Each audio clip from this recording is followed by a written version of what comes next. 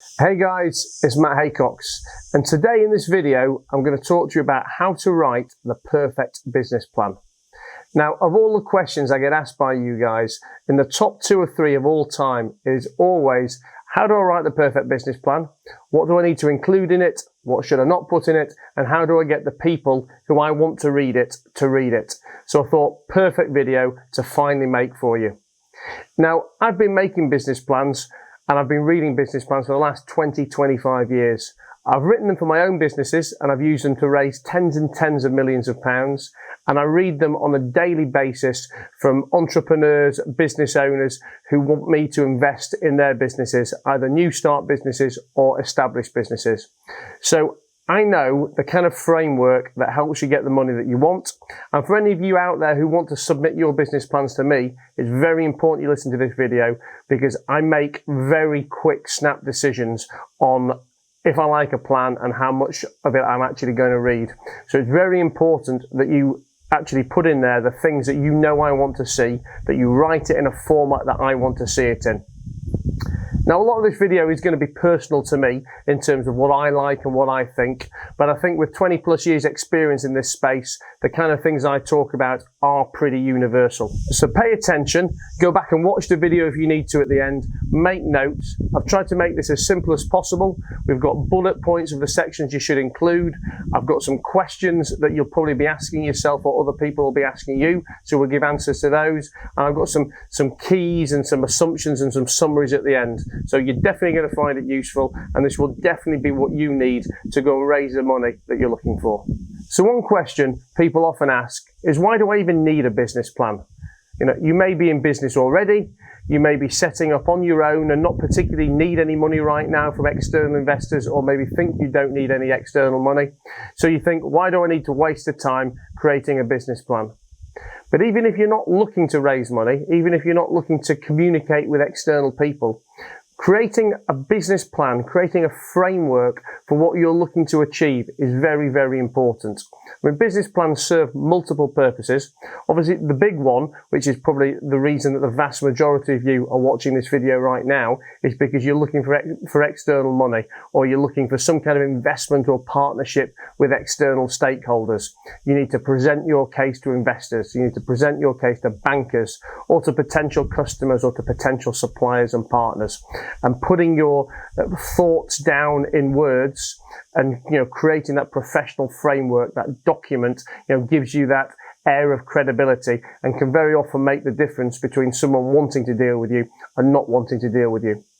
But even if you don't need to create a plan for external people, I think it's still very important to do it for yourself, to kind of get your thoughts down on paper, to give yourself something to hold you accountable. And also, when you put thoughts down into words, it allows you to see if there's holes in your plan. Maybe there's things that you haven't thought of initially. When ideas and thoughts are just churning around in your head, you don't think of everything. But when you try and document that in writing, it will start to pull together some of the areas that you may not have given sufficient thought to. And you can then sit down and plug the gaps, fix the problems that you may not have originally knew that you had. So who is a business plan actually for? Now, business plans are going to be read by many different people, depending on your business, depending on your needs and who you're going to give it to. An obvious answer is investors or funders. Investors, banks, finance companies, they always want to have a business plan before they'll start to have further conversations with you. So that's an obvious one. But quite often, if you're employing very high-level members of staff, but if you're looking to work with key partners, if you're looking to work with, very important customers or suppliers, these kind of people are going to want to see your business plan too. And it's also very important at this stage to probably think who the audience that are going to be reading this plan are going to be for you. Because when you know who your audience are, you can tailor your plan accordingly for them. And it's very important to write the document in a manner that is going to be best read by the people that you want to see it. Maybe if you're talking to a finance company, you're going to be getting into a lot more of the granular financial detail. but maybe if you're talking to your potential customers, or maybe if you're talking to potential high-level recruits, maybe they're less interested in the actual granular detail of the numbers, but they want to know about your vision and your plan and your background and what your prospects for growth are.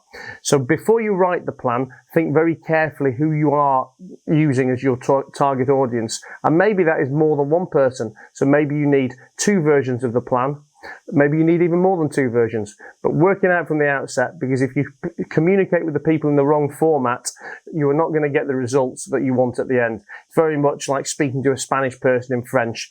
It's not going to get you very far. So before you start writing your plan, you need to decide clearly what is the purpose of it. What are you looking to achieve? So for example, are you looking to put your plan in front of investors to get investors to part with their cash? Are you looking to work with a key supplier who you need as an integral part of your business, and you're looking to get them to want to do business and to supply you? Are you looking to work with key members of staff, and you're looking to very clearly set out your vision and get them to want to join you on your journey? Decide this before you start, because the way you write your plan is going to be crucial to get this desired outcome.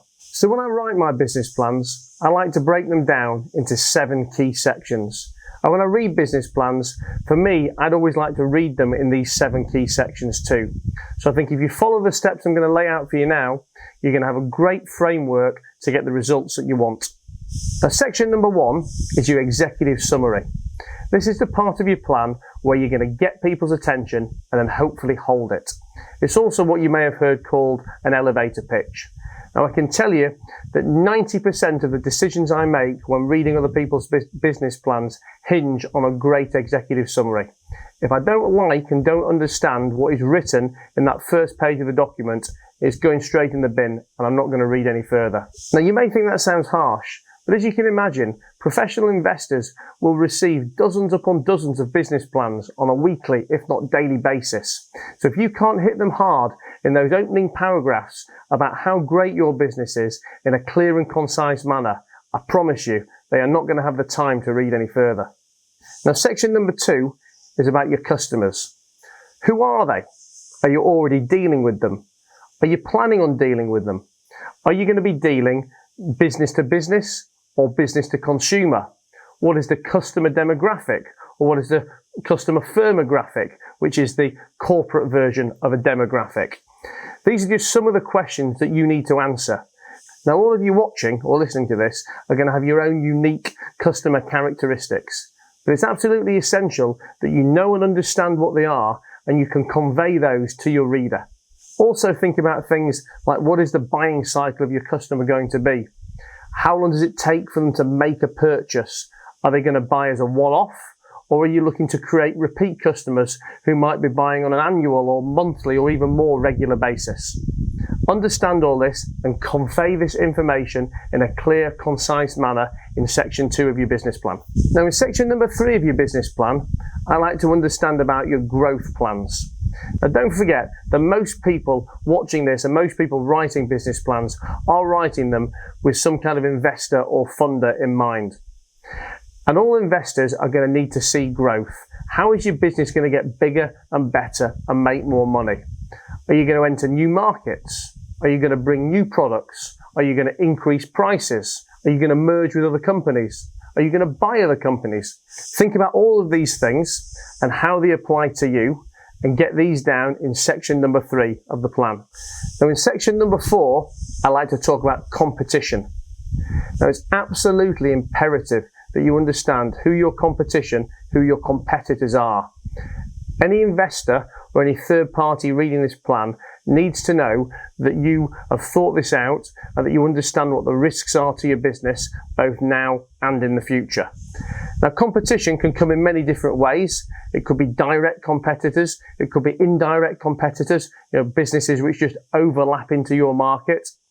We could be looking at competition that exists right now, or we could be looking at the competition that may come in the future when other companies out there see you doing well and want to take a piece of your pie.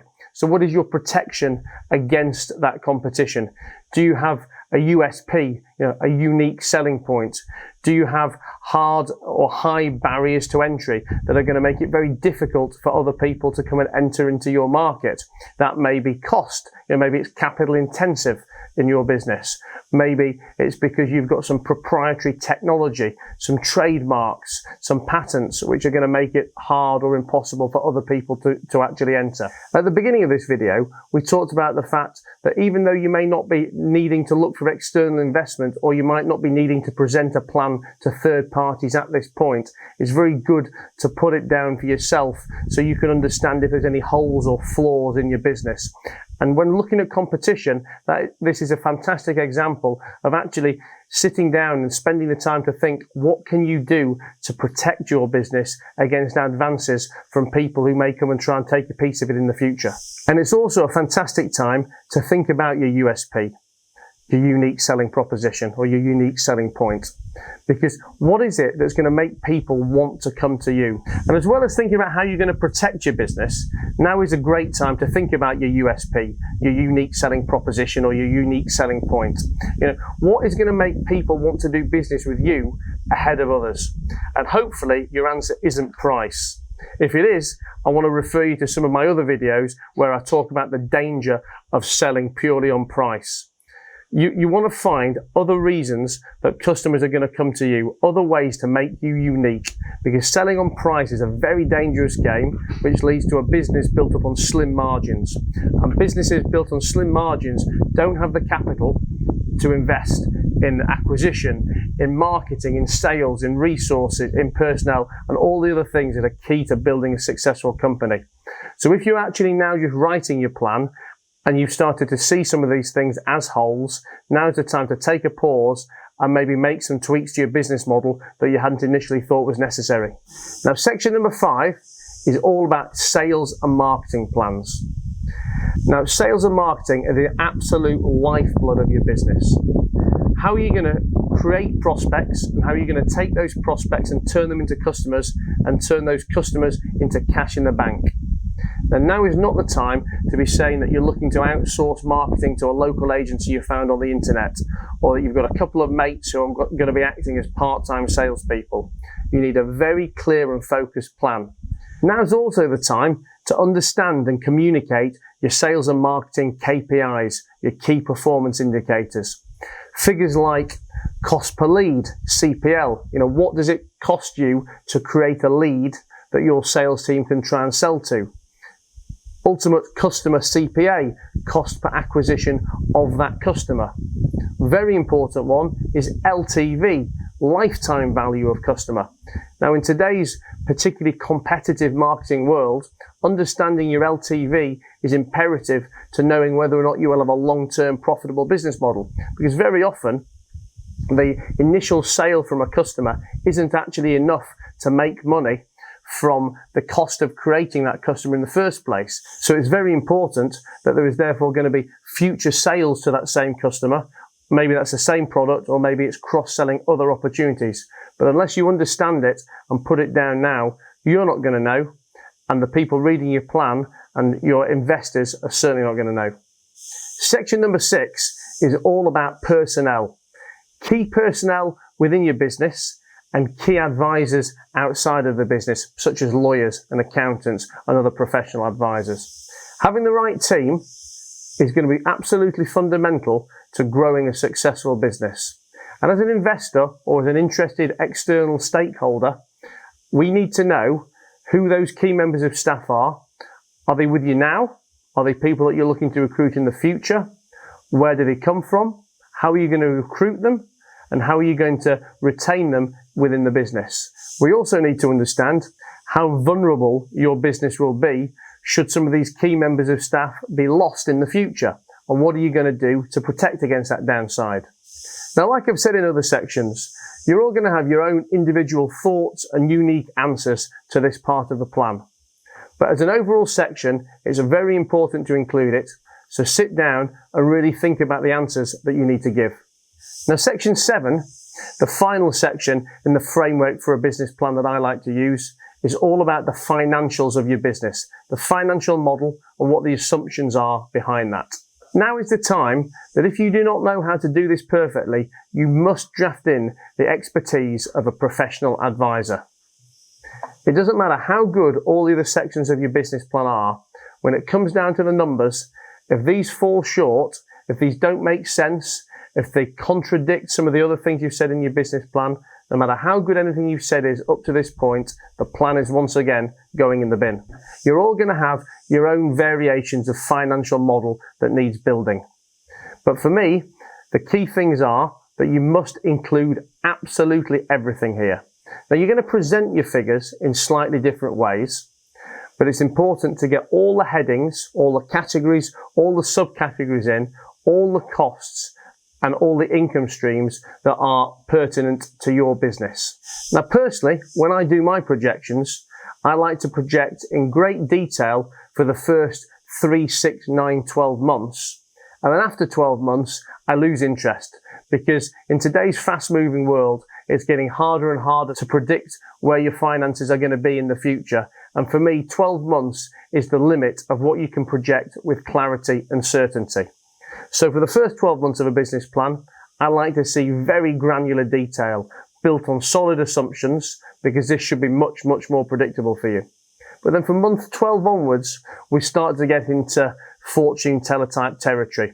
And I don't want to see it in as much granular detail, but I do need to see that you've thought about it.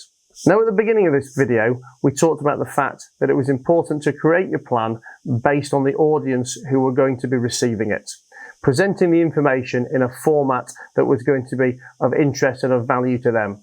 So even though I personally don't want to be seeing detailed figures after month 12, maybe some of the financial institutions that you may be presenting this to do. So always check that before you start writing things that may be relevant to the people who want to read it. Two things that I think are key when I'm both writing a plan or receiving one from someone who's potentially looking to investment is I want to see very detailed assumptions about why you've put the numbers. It's all very well having great turnover, low costs, and a high profit margin that shows we're making loads of money from month 1. But I want to know what are the assumptions on a very granular basis that you've used to come up with that financial information. I also think it's very important to flex your financial model, to do what some people will call a stress test. It's all very well presenting figures that look great, that are making loads of money in an ideal world, but what if the circumstances change? What if turnover dips? What if costs go up? What does your model look like? How much pain can it sustain? So I personally like to see 3 models. One which is based on the assumptions that you think are realistic. One which is based on actually beating your expectations, but one which probably most importantly is based on what happens if the world doesn't start to look so pretty. Now, within this financial plan section, if you've written this business plan for the purposes of gaining investment, it's also really important to include some other key bits of information. Number 1, how much are you actually looking to raise from investors? Number 2, of the money you raise from the investors, what is that use of funds? How are you going to spend it? Where's it going to go? Number 3, is this the only time that you're going to be going to investors to ask them to invest money? Or are there going to be guaranteed times in the future where further investment is needed? And number 4, crucially, how and when is an investor going to get their return, and what's it going to look like? Are they going to receive a return by dividends that the business is going to be paying? Or is there going to need to be a capital event in the future, some liquidity point where the business is sold or the business buys back some of its shares? Don't forget, the only reason an investor is investing in a business is to make money. So you have to spell out to them exactly how that's going to happen, otherwise they're going to switch off very quickly. So there you have my 7-point framework on how to write a business plan, which can be applied to any style of business in any sector.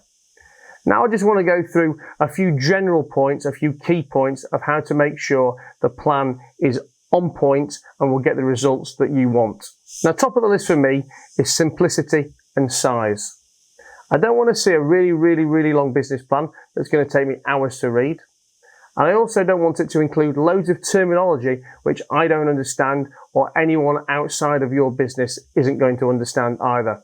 So if it is a very scientific business, if it's something that involves, proprietary technology or something weird and wonderful, that you've invented or that's only known to a very small group of people, change your lingo when writing the business plan and make sure that, that a toddler, that a non-business person, that somebody who's not within your sector can understand. But whilst I've given you a framework for all the things that you need to include in the business plan, you need to present it in a format that works for you and your business. Now, I personally like bullet points, short paragraphs, 1 or 2 sentences. Now, that may not work for you. That may not work for some of the sections and the products that you guys are selling. So make sure that you use my framework as the overall structure, but when you write the individual sections and the more granular pieces of information, present them in a format that works for you. Now, I personally see a business plan as a stepping stone to a personal meeting. Now, this is another reason why I don't want to see loads and loads of information that's going to take me hours and hours to read. And it's another reason why the executive summary is so important in your plan, because I've had my attention grabbed or lost when I've read the executive summary. That's what's kept me going through the next sections, and that's what makes me pick up the phone or type an email to the person who's written this business plan and say, yes, I like what I've read. Now's the time to get on the telephone or to get face to face, and you can tell me in much more detail some of the sections you've written, and I can ask you the questions that I've been thinking while I've been reading your plan. So don't bore the pants off someone when you're writing this, and don't think of every conceivable question that someone's going to ask you and try and give an answer to it. Whilst it's important to think of those questions for yourself and to know the answers for them, there's a time and a place. And this business plan is not the time to put down every single piece of information. Work at a high level, show that you've got a business that warrants further investigation and that hopefully warrants investment, and use this plan as a chance to get in front of the people that you want to talk to. So there you have it, my 7-point framework on how to write the perfect business plan, as well as answering some of the questions like why do you even need a business plan and who you're writing it for. So hopefully you've got all the information you need there to go away and write the business plan to get the results that you want. Now, if there's still further information you need, please go to www.matt-haycox.com. That's matt-haycox.com. And on there, you'll find loads of other information and loads of downloadable resources to help you write the perfect business plan and fix other areas of your business that you may be struggling with. So I hope you liked the video. If you did, press like, and also please subscribe to my channel, where you'll find loads of other great videos like this with information that you need to know about your business, and lots of interviews with inspirational business people and other characters who can improve your business and improve your life. I'll see you again soon.